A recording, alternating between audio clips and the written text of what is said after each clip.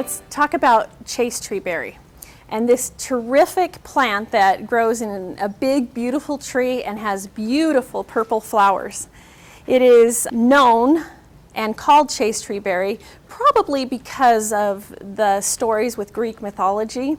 The goddess Hera was the champion of marriage and family, and she was supposed to have been born under a chaste tree.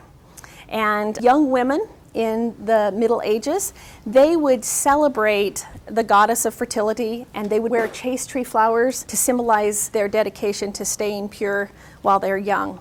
And they would eat these berries also. It has come to be known as the symbol of chastity. The Romans and the monks would use it in the Middle Ages, and they would drink it to diminish libido. Isn't that interesting?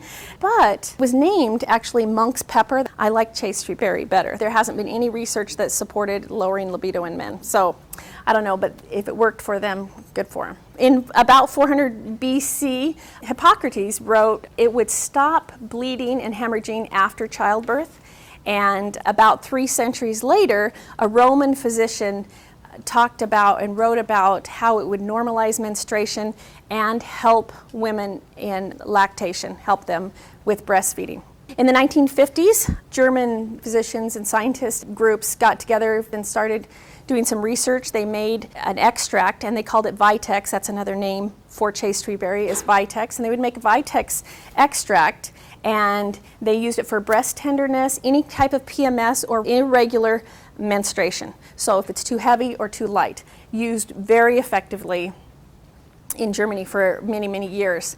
It continues today to be known as a female balancing herb, and for any gynecological health problems at all with hormones. One of the properties that it is known for is also helping the body to normalize any kind of discomfort like that. There's no hormone compounds found in it.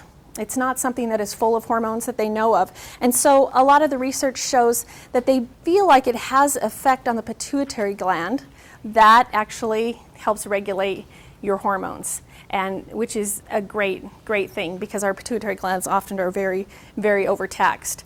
There's one study showing 3,000 women that it reduced headaches and breast tenderness and irregulated periods and helped with infertility and PMS, 90% of those women. It is one thing that is in the German Commission E. It talks about it for teenage acne. I mean, we've kind of talked a little bit about how acne is caused a lot of the time by hormonal imbalances in the body. If you balance hormones, it helps the body to normalize that acne. Along with the hormones, acne can be caused by overstressed and over-congested liver. That's one of the things. And also constipation. So those 3 things are things that we usually address when anybody has acne, especially acne past young age. Usually in adult onset acne. Also, if you address those 3 things, I've never seen anybody's acne just not clear up. So that's a really important thing to know. You can eat these berries when they are fresh, one after another. You can just eat them fresh off the tree, or you can grind them up.